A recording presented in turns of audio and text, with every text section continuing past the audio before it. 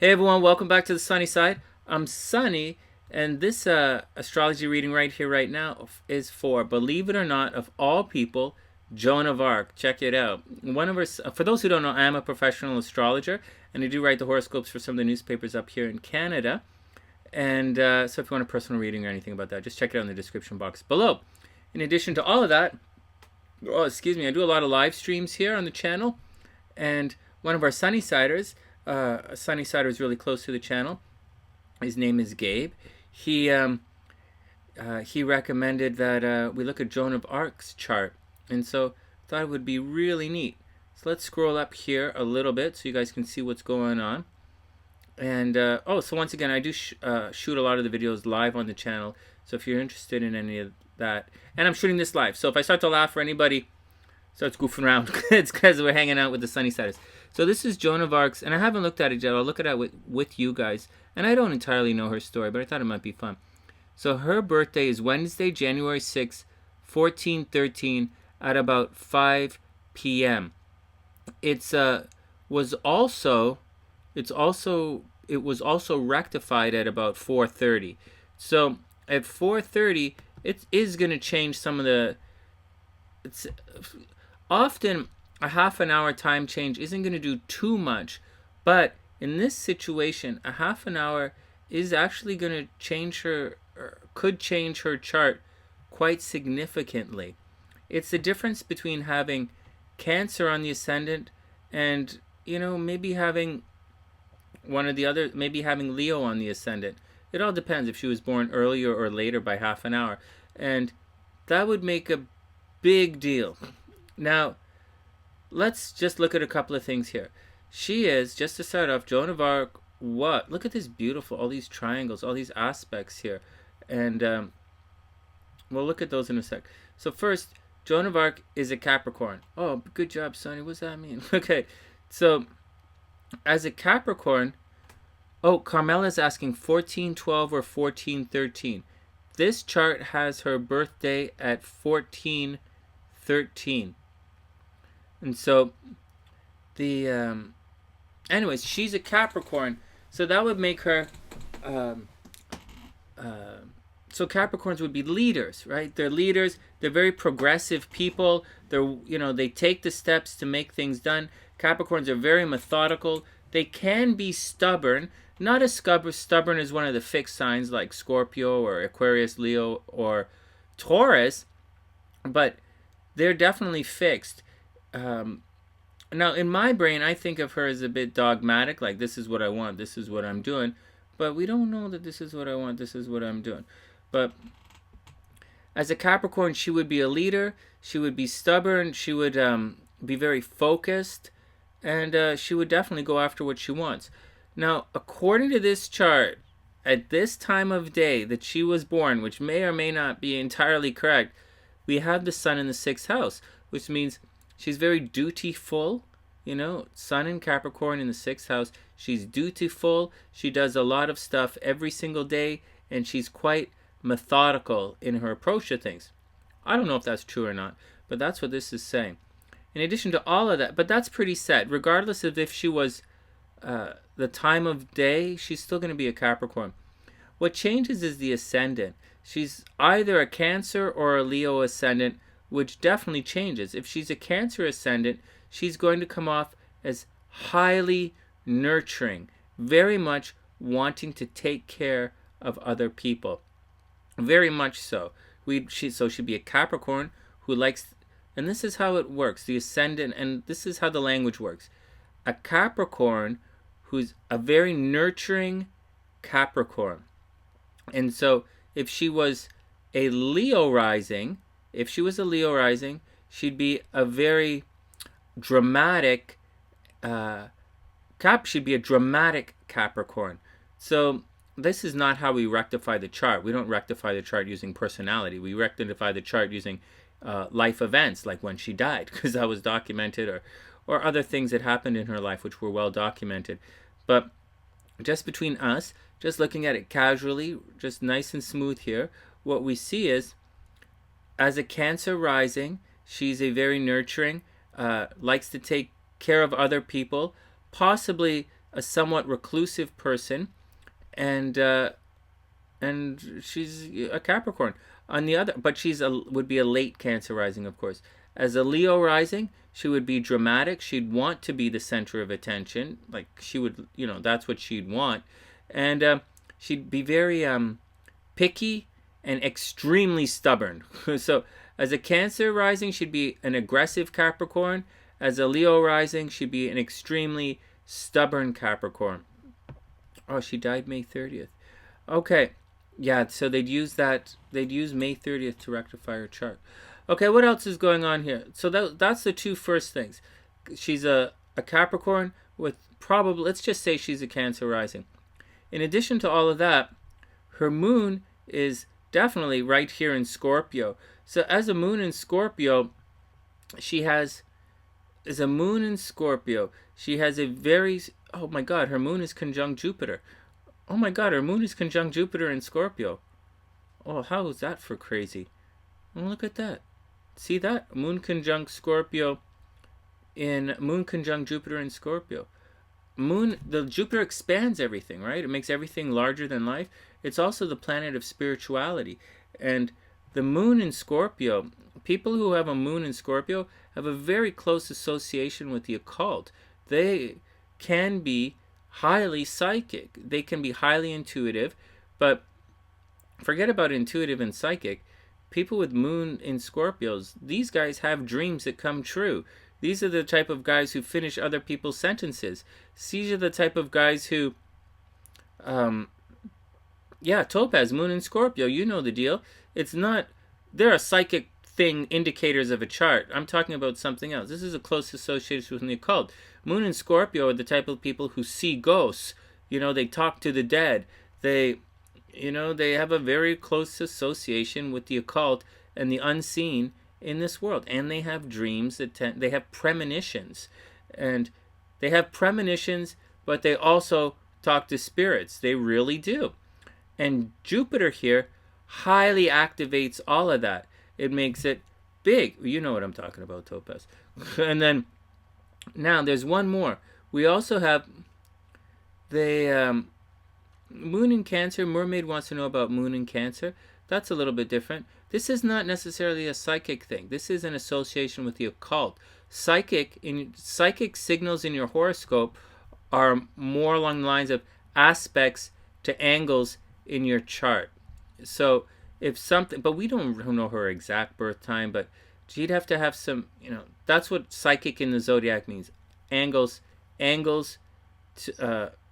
certain planets making an aspect to your angle would indicate, one of the angles would indicate someone's psychic. This doesn't necessarily mean someone's psychic. It means someone has a close association with the occult. No, Mermaid, we're reading Joan of Arc's chart. It's a good question. It's a good question. And I'm explaining it to everybody. It's a good question. So that's an interesting thing. Now, there's more to it.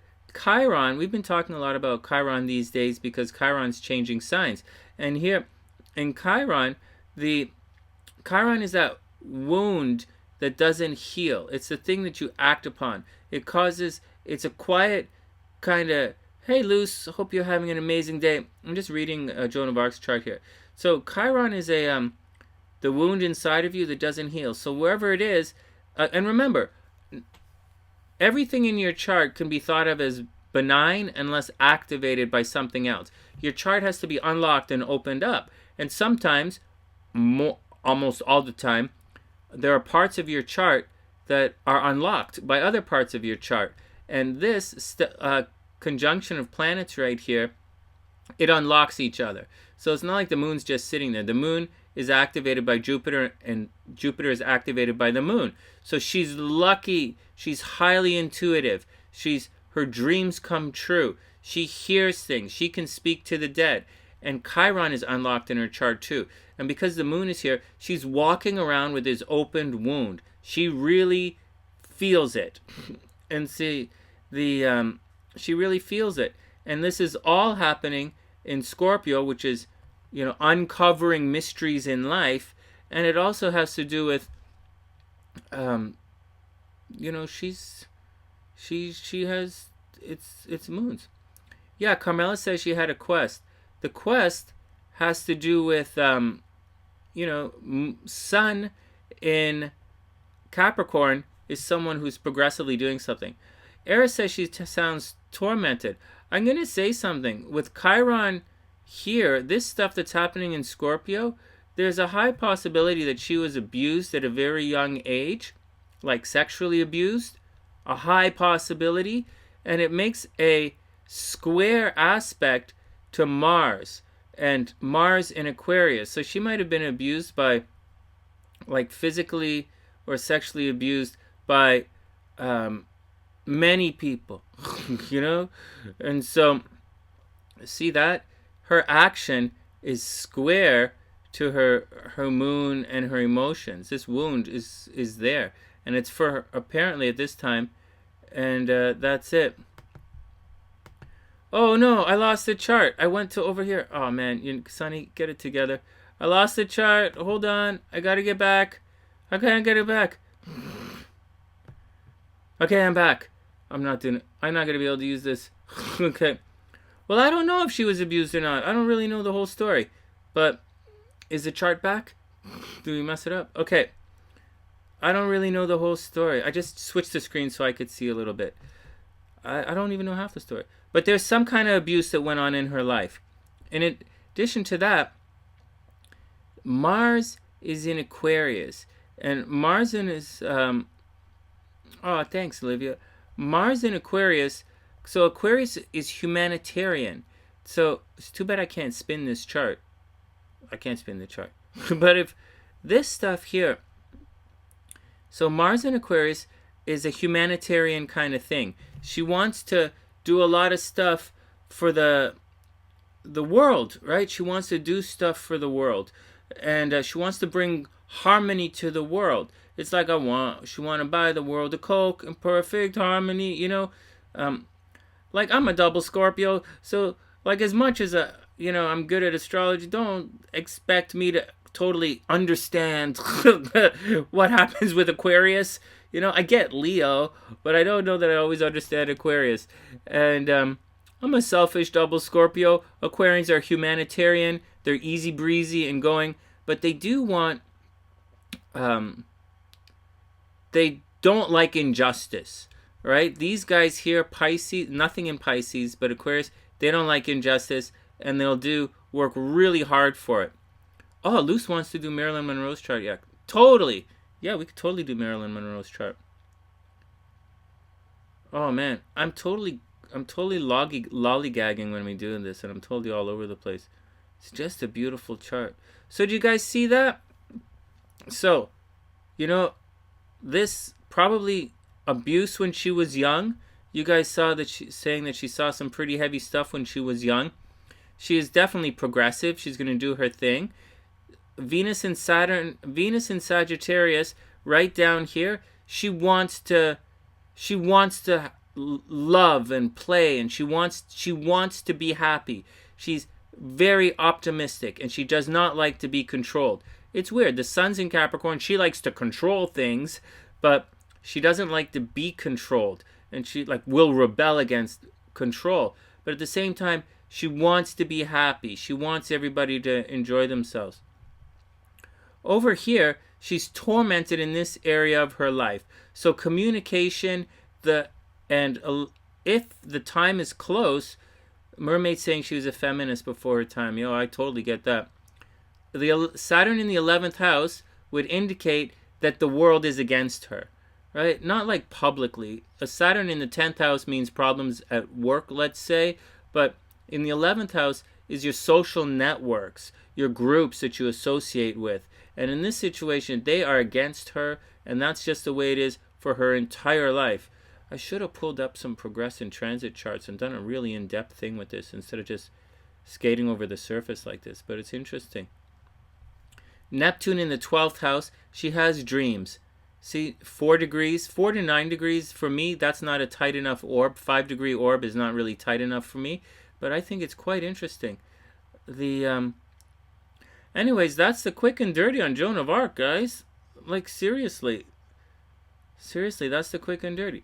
Tormented, this is tormented. definitely sees spirits. There's definitely abuse in her chart. She's definitely way over the top freedom loving, right? Mars in Aquarius means she'll fight for her freedoms. Saturn in Sagittarius means she'll rebel against structure and authority. Saturn in the 11th house, if it's really in the 11th house, I can't. If she's born an hour either way, it's still probably in the 11th house. And she's tormented by her social networks let her down. They attack her. She's either a Cancer or a Leo rising. We're not entirely sure because it's right there on the cusp. Although 4 degrees is pretty much Cancer. And like 15 degrees isn't going to change it, but 15 minutes isn't going to change it, but 30 minutes will change it. And that's the action. She has to do the same stuff every single day. Anyways, that's my lowdown on Joan of Arc. I don't really know that much about her, to be honest, but she's a wonderful character in history, and apparently she had it pretty rough. And I think I can't remember, what did she did? Anyways, I was gonna make a joke, but she had a tragic life, so we'll leave it at that. Anyways, that's the action, guys. Say that again. Mermaid says, I can't see very well. Okay, I know it's a little blurry. But can her unjust thing be from her Libra? She doesn't have anything in Libra. That's the thing. I don't think she's striking for balance in life. I think she wants... So here's a good question. Oh, Chiron is right here, down in Scorpio. The thing is, I don't know that she's looking for... See, the description of Libra can be described in a very similar way as Aquarius, where Libra... because people think that Libra is balanced and fair play, but it's not. Libra is a nice way of saying things.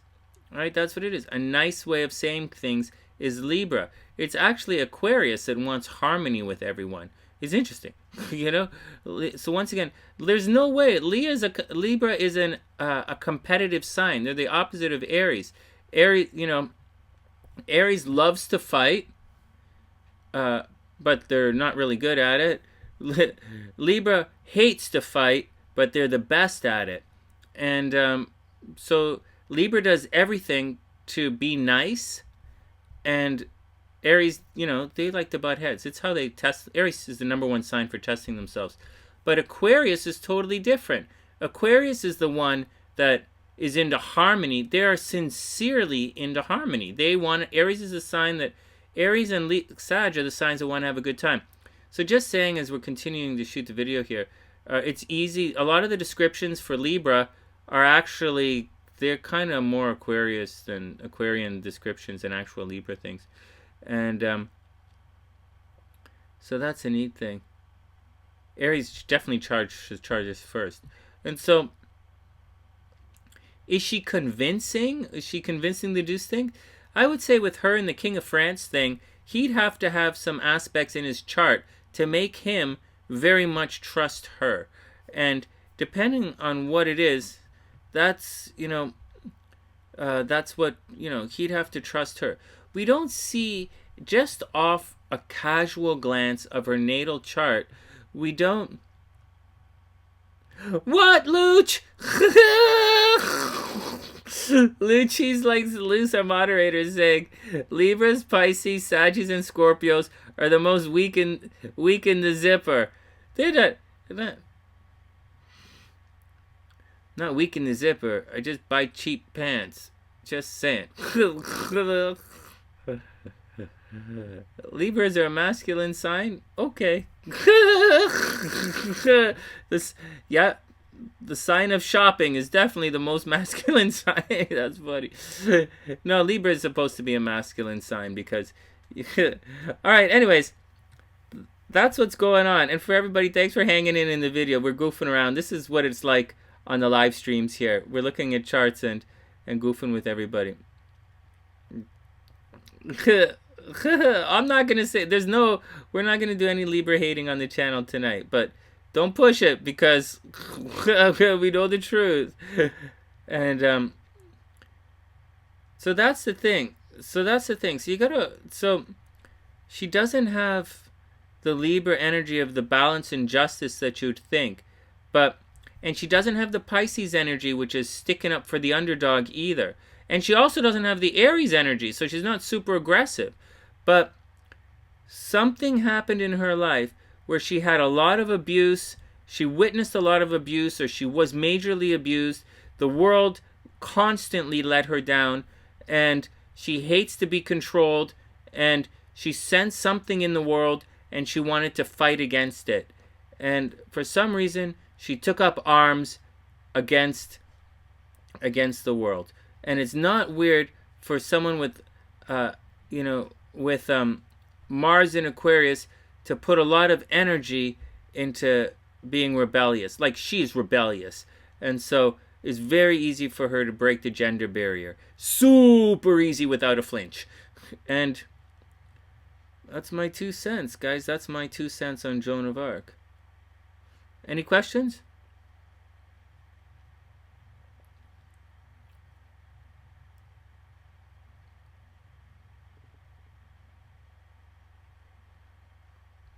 Yeah. Oh, you guys are saying some neat stuff.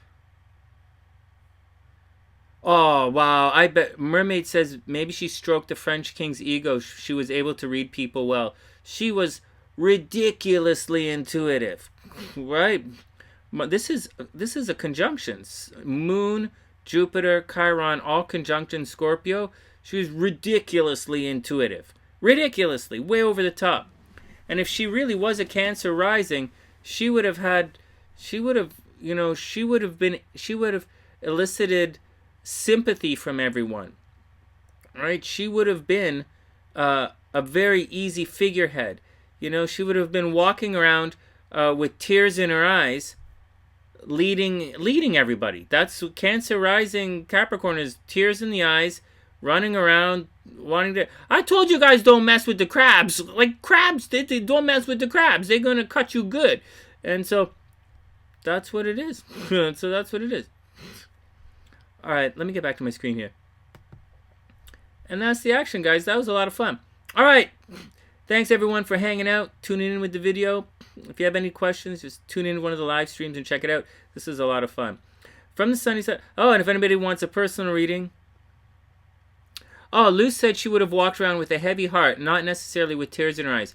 Yeah, I know, Luce. Hey, Luce, that's a good point. So she's right. So Joan of Arc wouldn't have necessarily walked around with tears in her eyes, like very seriously. Cancers don't cry all the time.